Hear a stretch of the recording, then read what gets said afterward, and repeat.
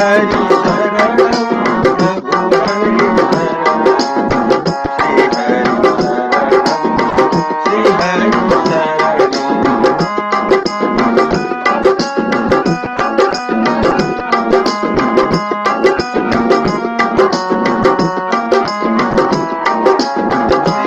हरि शरणं श्री हरि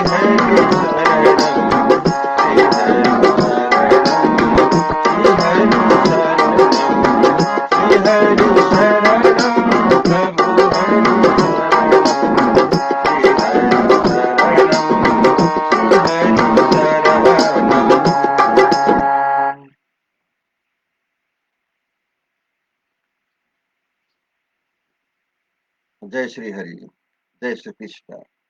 आज म श्री हरिवंश पुराणको 48औं दिनमा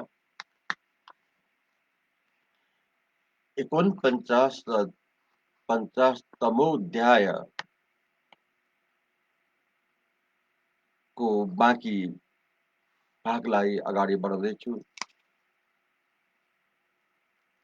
जैसे चेतना से व्याप्त भूतों, शरीरों और इंद्रियों द्वारा उनकी नियंता परमात्मा का स्वतः ज्ञापन या प्रतिपादन हो जाता है, उसी प्रकार अनुग्रह आदि गुणों से युक्त देवताओं, वेदों और लोकों द्वारा उनके अंतर्यामी आत्मा स्वरूप से श्री हरि बोध हो जाता है।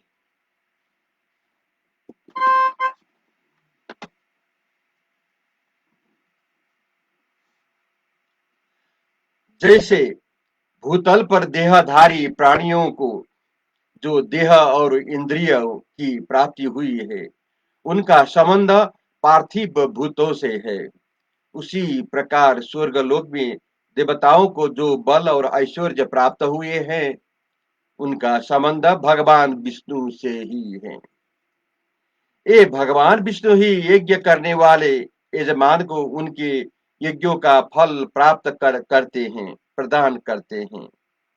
ये परम पवित्र और स्वतंत्र है। संपूर्ण लोकों का संचालन सूत्र इन्हीं के हाथ में है। जैसे वाणी के माधुर्य का वर्णन वाणी द्वारा ही संभव होता है, उसी प्रकार श्री विष्णु के स्वरूप का प्रतिपादन स्वयं विष्णु ही कर सकते हैं। दूसरों के लिए इनकी महिमा अनिवर्चनीय है। तदंतर भगवान को देखकर ऋषियों ने कहा, सूर्यश्रेष्ठ आपका स्वागत है। महातेजस्वी पद्मनाभ, आप वेद मंत्रों द्वारा इस यज्ञ संबंधी आतिथ्य सत्कार ग्रहण करें। इस यज्ञ पाद्य के आप उत्तम पात्र है, क्योंकि आप ही वेद मंत्रों द्वारा पावन अतिथि बताए गए हैं, जिनके विषय में हम सदा सुनते और जानते आए हैं। उन्हीं का आज प्रत्यक्ष दर्शन हुआ। यह हमारे लिए सौभाग्य की बात है। आप सर्वव्यापी श्री हरि जब युद्ध के लिए चले गए थे, तब हमारे यज्ञ कर्म ठीक तरह से नहीं पाते थे। जिसका संबंध भगवान विष्णु से न हो, अर्थात जिसमें वे उपस्थित न हो, उस यज्ञ का कार्य ठीक से संपन्न नहीं होता है। आज आपकी उपस्थिति से हमारा यज्ञ सफल हो गया। आपका प्रकट होना ही दक्षिणाओं से संपन्न यज्ञ का प्रमुख फल है। आज आप यहाँ अपने अपने आपको हमारे द्वारा पूजित देखेंगे। तब एवमस्तु कहकर भगवान विष्णु ने उन सब का सम्मान किया। उनके द्वारा सम्मानित हो लोक पितामह ब्रह्मा भी अपने लोक में स्थित हो परम आनंद का अनुभव करने लगा। जय श्री कृष्ण। अब मैं 50वां अध्याय प्रारंभ करने जा रहा हूं। इसमें नारायण आश्रम में भगवान विष्णु का शयन और उत्थान तथा पास आए हुए ब्रह्मा आदि देवताओं से उनके आसन का प्रयोजन पूछना के विषय में हम श्रवण करेंगे। वैशंपायन जी कहते हैं, जन्मेजय, उन ऋषियों से पूजित होकर सर्वेश्वर भगवान विष्णु ने पुराण प्रसिद्ध दिव्य ब्रह्मधाम वैकुंठ में, जो उन श्री नारायण देव का आश्रम विश्राम स्थान है, प्रवेश किया। उन्होंने प्रसन्न चित्त से उस महा यज्ञ सभा में एकत्र हुए उन सब महर्षियों से विदा ले आदिदेव पद्मयोनि ब्रह्मा जी को प्रणाम करके अपने ही नाम से प्रसिद्ध हुए उस नारायण आश्रम में प्रवेश किया। उसमें प्रवेश करते ही भगवान ने संपूर्ण आयुध को त्याग दिया। वहां उन्हें अपना शयनागार दिखाई दिया, जो समुद्र के समान शोभा पा रहा था। उसमें सनातन देवगण और शाश्वत महर्षि निवास करते थे। संवर्तक प्रलयकारी मेघों के अभिमानी देवता वहां विद्यमान थे। वहां स्थान नक्षत्रों के आश्रय भूत ज्योतिर्मंडल से व्याप्त था। जो वहां जाने के अधिकारी नहीं है, उनके लिए वह दिव्य धाम अंधकार से आवृत है, अर्थात उनकी वहां पर पहुंच नहीं हो पाती है। देवताओं और असुरों के लिए भी वहां पहुंचना अत्यंत कठिन है। वहां न तो वायु की, न चंद्रमा की और न सूर्य की पहुंच हो पाती है। वह दिव्य देश भगवान पद्मनाभ के सच्चिदानंदमय श्री विग्रह की तेजो राशि से ही आवृत एवं प्रकाशित है, जो पहले सहस्रों मस्तकों से विभूषित विराट रूपधारी होकर शोभा पाते थे। उन्हीं भगवान ने उस दिव्य धाम में प्रवेश करते ही जगत के प्राणियों की कर्म वासनामयी जटा का भार सिर पर धारण किए वहां सोने की तैयारी की। तदंतर लोकों के अंतकाल को जानने वाली कृष्ण वर्ण काल रूपिणी निंद्रा, जो नेत्रों का आश्रय लेकर शोभा पाती है, उन परमात्मा श्री हरि की सेवा में उपस्थित हुई। व्रतधारियों में श्रेष्ठ श्री हरि ने समुद्र और मेघों के जल से शीतल दिव्य शैया पर शयन किया। प्रलय काल में सारे जगत के एकार्ण मग्न हो जाने पर जिस नियम से भगवान के शयन का वर्णन पुराणों में मिलता है, उसी के अनुसार उस समय भी भगवान ने शयन किया था। जगत की अभ्युदय के लिए शयन करने वाले उन सर्वसमर्थ महात्मा विष्णु की वहां रहने वाले देवता और ऋषि उपासन करने लगे। सोए हुए भगवान की नाभि के मध्य भाग से एक कमल प्रकट होकर शोभा पाने लगा। उनकी कांति सूर्य के समान थी। वहीं ब्रह्मा का आदि आसन है, उसमें सहस्त्र दल है। वह बीज रूपी विभिन्न वर्णों से अंकित अत्यंत कोमल एवं अच्छी तरह खिला हुआ है। ब्रह्मा जी की जो पूर्व जन्मों की वासना कर्म संस्कार है, वही सूत्र रूप से मानो भगवान का उठा हुआ हाथ है। उसके द्वारा वे सृष्टि आदि के लिए संकेत करते हैं। इस प्रकार वे महामुनि श्री हरि सोते हुए ही समस्त लोगों को काल जनित उलट फेर सृष्टि संहार आदि आवृत किया करते हैं। उनके खुले हुए मुख से जो निश्वास वायु निर्गत होती है, उससे प्रेरित होकर प्रजाओं की विभिन्न श्रेणियां बड़े वेग से निकलती और उत्पन्न होती रहती है। वे उत्पन्न हुए पवित्र प्राणी साक्षात ब्रह्मा जी के द्वारा ब्राह्मण, क्षत्रिय, वैश्य और शूद्र रूप से चार भागों में विभक्त किए जाते हैं। फिर वे चारों वर्णों के लोग अपने अपने लिए बताए गए वेदोक्त कर्म का निष्काम भाव से अनुष्ठान करके अपनी परम गति परमात्मा को प्राप्त कर लेते हैं। यहाँ 4 वर्ण के अंदर ब्राह्मण, क्षत्रिय, वैश्य और शूद्र रूप से विभक्त किया है।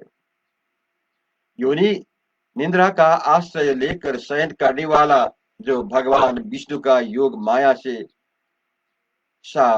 समावृत स्वरूप है, उसे स्वयं ब्रह्मा जी तथा ब्रह्मलोक के अविनाशी ब्रह्मर्षि भी नहीं जान पाते हैं। वे ब्रह्मा आदि सभी ब्रह्मर्षि किसी देश काल में सोए और किसी देश काल में आसन पर बैठकर जागते हुए भगवान के स्वरूप को यथार्थ रूप से समझ नहीं पाते। उन्हें यह ज्ञान ज्ञात नहीं होता कि यहाँ कौन जागता है, कौन सोता है, कौन सर्वशक्तिमान होकर भी कोई चेष्टा नहीं करता है। सॉरी कौन सर्वशक्तिमान होकर भी कोई चेष्टा नहीं करता, और कौन भगवान है, कौन परम कांतिमान है तथा कौन कृष्ण सूक्ष्म से भी कृष्णतर अत्यंत सूक्ष्म है। देवता दिव्य युक्तियों द्वारा इनके विषय में विचार करते रहते हैं, परंतु वे अब तक इनके जन्म और कर्म के रहस्य का पता नहीं लगा सके हैं। उन परमात्मा ने अपने निश्वासभूत वेद मंत्रों के द्वारा जिनका उपदेश किया है, उन वैदिकों को गाथाओं द्वारा जो उनके चरित्र को जानते हैं, उन पुरातन ऋषियों ने ही पुराणों में उन परमेश्वर के स्वरूप का विशद विवेचन किया है। देवताओं के यहाँ भी महापुराण आदि से इनके पुरातन चरित्र का श्रवण किया जाता है, उनका कहीं अंत नहीं है। उन देवादि देव परमात्मा उनके प्रभाव से पराक्रम आदि द्वारा प्रकट हुआ जो लीला चरित्र है, उसी से वैदिक और लौकिक श्रुतियां भरी हुई है। लोकों की सृष्टि के समय ये लोकाभावन मधुसूदन सगुण रूप से प्रकट होते हैं और दानवों के विनाश के लिए सदा जागरूक रहते हैं। जहां सो जाने पर इन अविनाशी प्रभु को देवता भी नहीं देख सकते थे, वही ये वर्षा काल में आषाढ़ शुक्ल एकादशी से कार्तिक शुक्ल एकादशी तक सोते और वर्षा व्यतीत होने पर जागते हैं। भगवान विष्णु ही वेद यज्ञ तथा समस्त या यज्ञांग यज्ञ के उपकरण है। यज्ञों द्वारा प्राप्त होने वाली जो परम गति बताई गई है, वह भी यह भगवान पुरुषोत्तम ही है। भगवान के शयन कालों में मंत्रपूत यज्ञ कर्मों का अनुष्ठान नहीं होता है। शरद ऋतु में जब ये मधुसूदन जागते हैं, उस समय वाजपेय आदि यज्ञों का अनुष्ठान आरंभ हो जाता है। भगवान विष्णु के शयन करने पर मेघों की स्वामी देवराज इंद्र स्वयं ही प्रजा पालक रूप वैष्णव कर्म का संपादन करते हैं, और वे ही लोगों से वर्षा ऋतु में होने वाले जल संबंधी कर्म, उपकर्म एवं श्राद्ध तर्पण आदि का अनुष्ठान करवाते हैं। यह जो गहन तमोमयी माया है, वही संसार में निंद्रा रूप से स्थित है। वह अकारण ही सबसे द्वेष रखने वाली और भयंकर है तथा युद्ध क्षेत्र में उतरे हुए राजा राजाओं का लिए काल रात्रि की समान है। उस तामसी माया का उस तामसी माया का शरीर है रात्रि, जिसका द्वार है अंधकार। वह दिन का नाश करने वाली तथा निंद्रा द्वारा भूतल के समस्त प्राणियों के आधे जीवन को हर लेने वाली है। उसका स्वरूप भयंकर है। इस निशा एवं निंद्रा रूपिणी माया से अभिष्ट हुआ कोई भी प्राणी बार-बार जम्हाई लेने लगता है और महासागर में डूबते हुए मनुष्य के समान विवश होकर उसके वेग को सहन नहीं कर पाता है। पृथ्वी पर रहने वाली मरण धर्मा मनुष्य को यह निंद्रा भोजन अथवा किसी प्रकार के परिश्रम के कारण प्राप्त होती है। इस प्रकार यह लौकिक ही निंद्रा जगत के सभी प्राणियों को आती है। पृथ्वी पर देहधारियों को जो निंद्रा आती है, वह प्राय सो लेने के बाद स्वयं भी नष्ट हो जाती है। परंतु जब प्राणियों का मृत्यु काल उपस्थित होता है, उस समय यह उनके प्राणों का प्रबल वेग से नाश कर डालती है। देवताओं में भी भगवान नारायण के सिवा दूसरा कोई इसे धारण नहीं कर सका और न इस पर काबू ही पा सका है। भगवान विष्णु के शरीर से प्रकट हुई यह माया सर्वसंहार काल सर्वसंहारकारी काल की सखी सह सहायिका है। जय श्री हरि।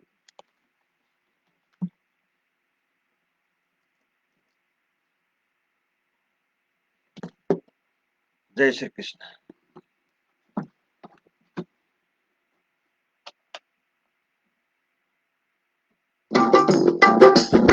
श्री हरि शरणम श्री हरि शरणम श्री हरि शरणम श्री हरि शरणम प्रभु हरि शरणम श्री हरि शरणम श्री हरि शरणम प्रभु हरि शरणम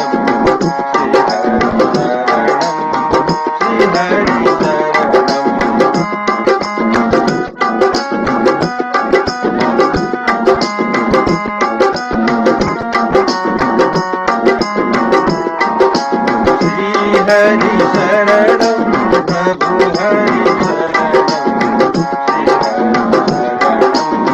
प्रभु हरि शरणम श्री हरि शरणम प्रभु हरि शरणम